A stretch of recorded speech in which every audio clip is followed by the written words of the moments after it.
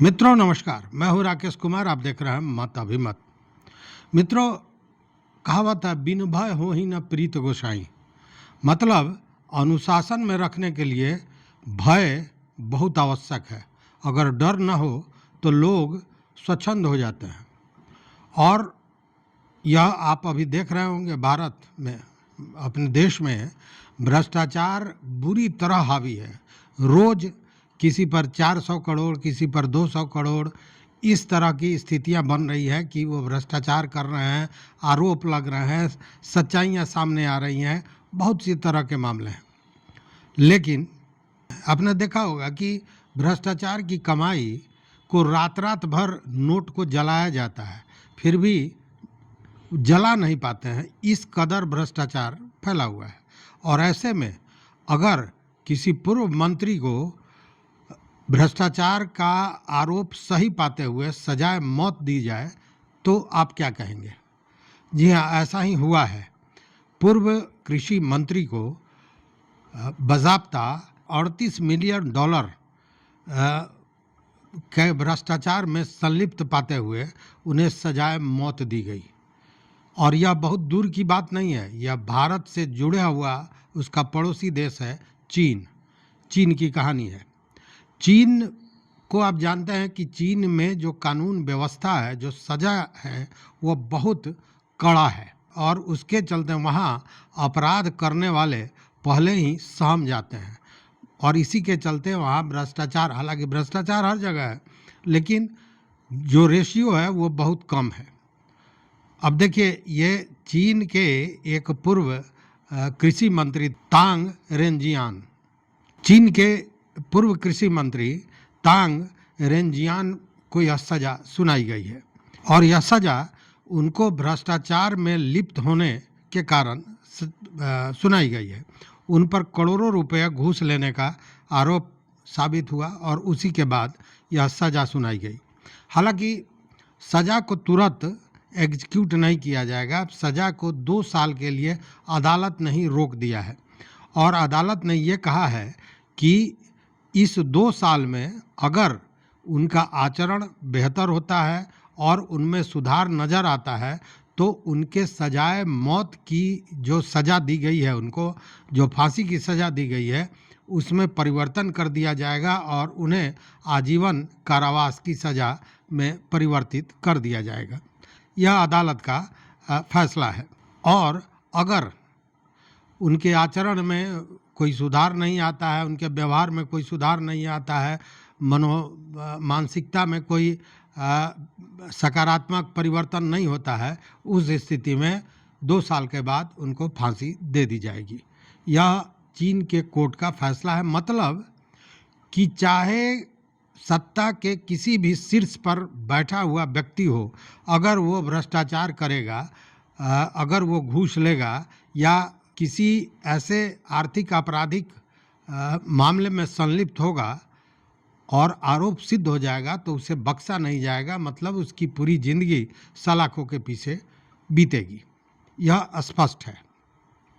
लेकिन भारत में क्या है, आप रोज़ सुन रहे हैं कि 200 करोड़, 300 करोड़, 500 करोड़, ये केवल घपला हुआ है, घोटाला हुआ है, घूसखोरी हुई है, भ्रष्टाचार हुआ है। लेकिन ऐसे लोग भी सत्तासीन हैं, सत्ता पर बैठे हुए हैं, अपनी अकड़ दिखा रहे हैं। तो यही अंतर है दोनों के, भारत और चीन के का जो व्यवस्था, सज़ा की व्यवस्था दी गई है, उसमें यही अंतर है। हालांकि इसको लेकर तरह तरह के तर्क दिए जाते हैं। खैर, उस तर्क पर अभी हम नहीं जाएंगे। ये जो पूर्व कृषि मंत्री हैं तांग रेंजियान, यह पूर्व में गांसू प्रांत के गवर्नर रह चुके हैं और उसके बाद वह कृषि मंत्री बने थे।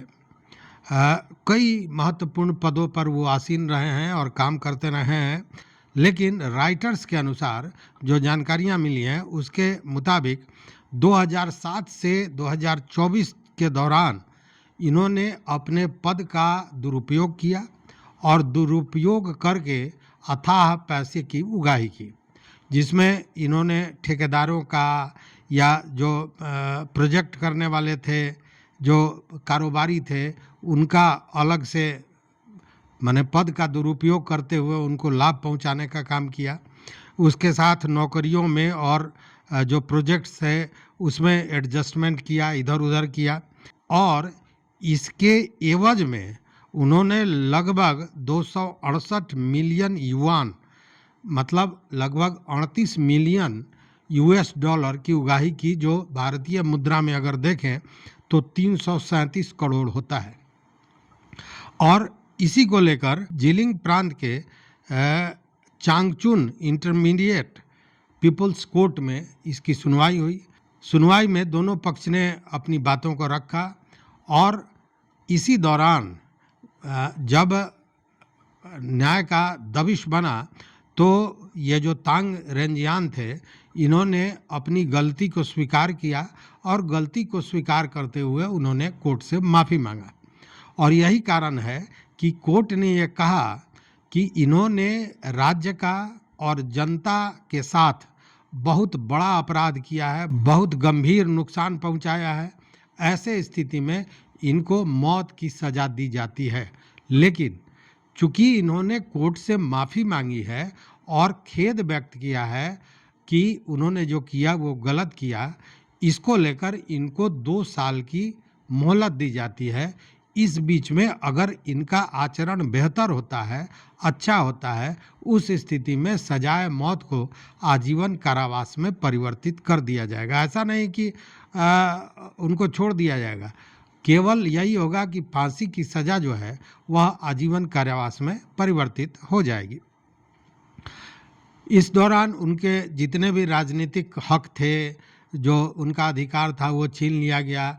यह भी कहा गया कि जितनी भी संपत्ति है वह सरकार जब्त कर लेगी और वो सरकार के खजाने में चला जाएगा।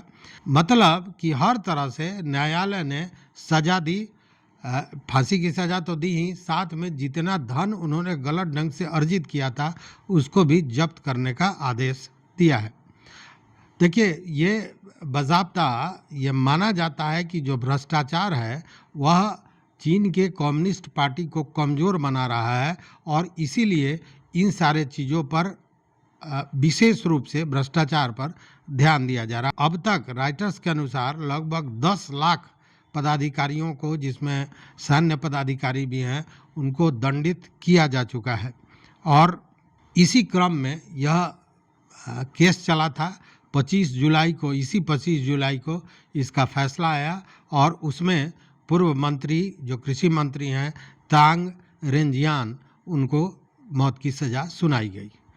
तो ये बताने का मकसद यह था कि जब इस तरह की सज़ा इस कृषि मंत्री को, जो सत्ता के शीर्ष स्थान पर भी बैठा हुआ था, इसको जब इस तरह की सज़ा मिलेगी तो स्वाभाविक है कि इस सज़ा के डर से चाहते हुए भी कोई भ्रष्टाचार नहीं करेगा। लेकिन अपने यहाँ जो स्थितियाँ हैं वो यह है कि लोग भ्रष्टाचार भी करते हैं, पद पर आसीन भी रहते हैं, और चलती भी उन्हीं की है। मतलब कि समर्थ के नहीं दोष को साई। तो इस वीडियो में बस इतना ही। देखते रहिए मत अभिमत। मित्रों, चैनल पर नए हो तो सब्सक्राइब कीजिए, लाइक कीजिए, दोस्तों के साथ शेयर कीजिए और अपना विचार जरूर दीजिए। बहुत बहुत धन्यवाद। कोटिशः आभार।